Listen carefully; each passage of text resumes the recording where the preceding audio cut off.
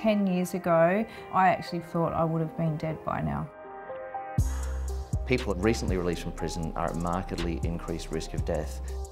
That risk is 2,000% greater than the general population. They've only been out a couple of months and they say they'd rather be back home, which is jail. It's outrageous that we've built a system where it's easier to go back in than what it is to survive on the outside. They feel like they've been rejected by society. I want to just live my life without looking over my shoulder with a popo fucking being there, you know what I mean? Like, fuck, that's my whole fucking life spent like that. We don't expect men to do well, we expect the men, we hope that the men will survive.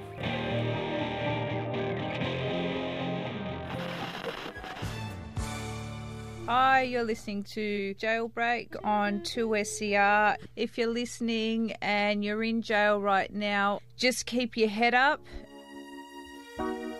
Here's Tupac's Dear Mama. There's a lot of similarities between the song and my life growing up with my mum. It was hell, hugging on my mama from a jail cell. Well, like my mother was a heroin addict. I was actually born addicted, withdrawing from heroin.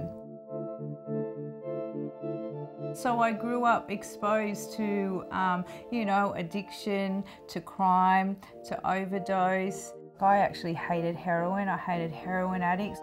I knew that what was going on in my household wasn't going on in the household next door. I fell pregnant when I was 16. I was just like, this is my ticket out of this crazy ass family.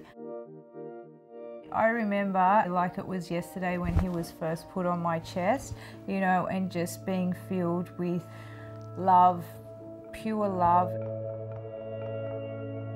I wanted to go to my son's sport carnivals and parent-teacher night and have lots of gifts under the Christmas tree at Christmas time. But unfortunately, it wasn't too long after he was a couple of years old and first tried heroin.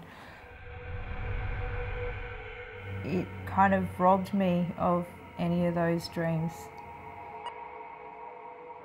I used with my mum. Me and my mum would go out and shoot heroin together.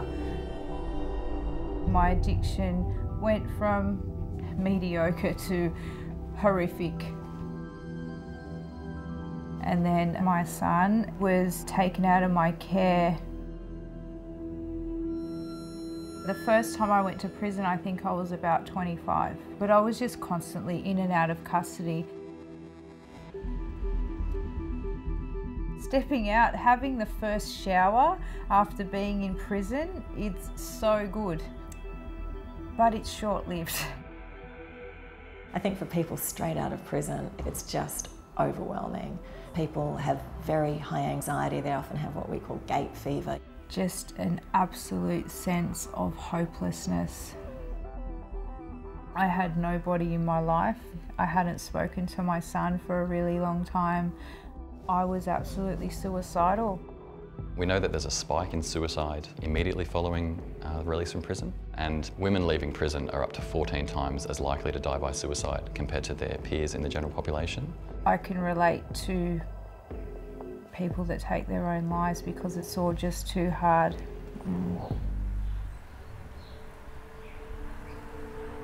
These days I wake up, I usually do a little meditation, I exercise.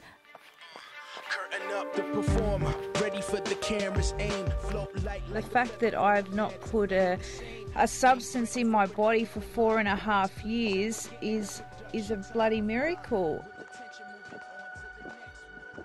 I didn't want to die knowing that I hadn't tried.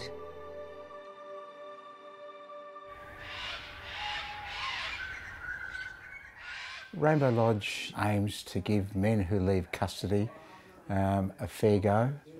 The men stay for 12 weeks. You finished your parole now, Peter, almost? 4 months left, yeah. I finish mine tomorrow,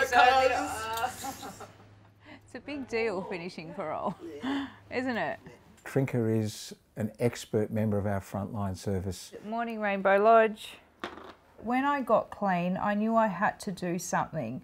I'd never worked, and I thought, well, I know drugs, I know welfare systems, I'll just give that a go until I figure out what I want to do. We don't have any vacancies. We only have 8 beds and they're all full at the moment. Yeah, I know, it is. Yeah, no, it's an epidemic, yep. I hear you. In New South Wales at the moment, there's around 18,000 people each year that are released from custody, and for that 18,000 people, there are only 58 specialist beds. We know that around 4,000 of that 18,000 have nowhere to live when they're released from custody, so they're homeless. In many ways, we're setting a whole bunch of people up to fail. So we just wanted to have a chat with you about what your, I guess, plans are with your... Well, Wes hasn't been with us for that long. He came to us really quite standoffish. Hopefully your more permanent housing comes through. Yeah. You need that gap filled between getting out of jail and getting finding stability. You're in routine so much in jail and you come out here to no routine and nothing, you know.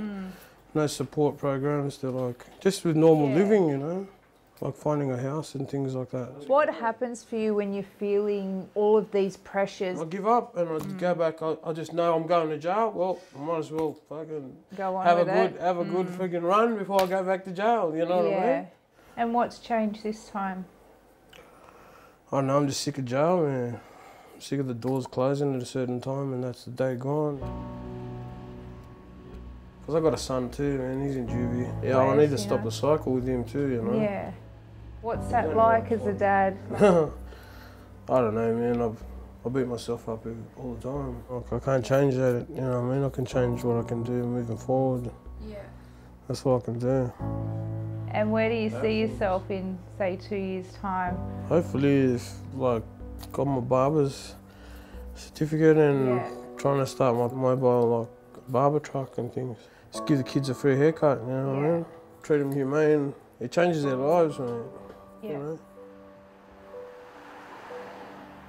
We don't expect men to do well, we hope that the men will survive.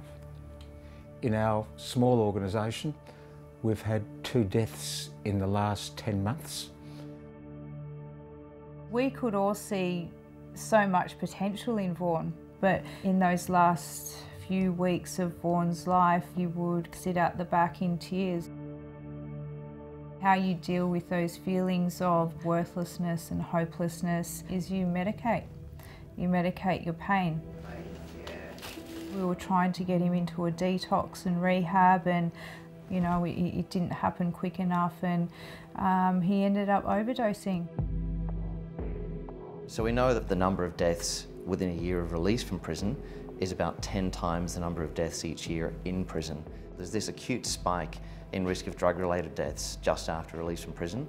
And we think that's due to opioid tolerance. So in other words, people who were using, for example, heroin before they came into prison, and then when they return to the community, their tolerance for that drug is less, and for a variety of reasons, they're at increased risk of overdose. You get out and you use heroin, you're playing a game of Russian roulette, really. We spend about $4 billion a year on corrections, and yet we don't have any system in place for monitoring deaths after release from prison, much less targeted efforts to reduce those deaths.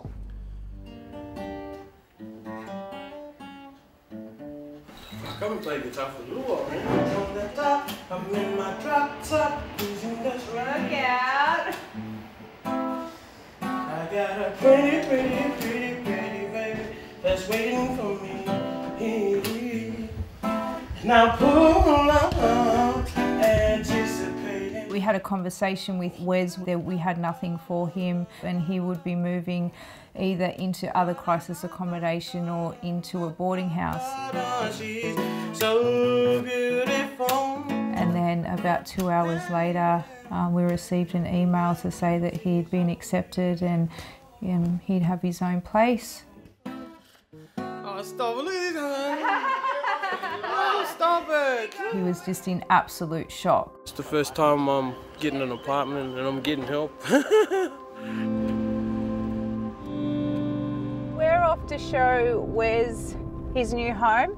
It's come from a hope to, like, it's becoming a reality. The hope's becoming a reality for me. We're not just like a number of human beings. Man. It's just on the main road there. Oh, wow. Oh, here's a popo. Oh. Oh. Here's a popo. Well, I'm going to let you do the honours. Oh. This is mine. I love it. Look out, buildings. Yeah, buildings. Yeah. My casa, man. Yeah. This is the shit. Yeah. It's more than I could ask for, you know? Yeah. Like, yeah, man, I'm thinking about so many positive things. And if I don't make it, I can't blame anybody else but myself. But yeah. I don't see myself not making it anymore. I've done too much of that for not making it. Yeah. The best part of my job, you know, to be able to share this moment with people. Yeah. Her story is phenomenal. She's not only sort of shifted things so significantly for herself, but she's also shifting things for a whole bunch of other people that have been in a similar situation.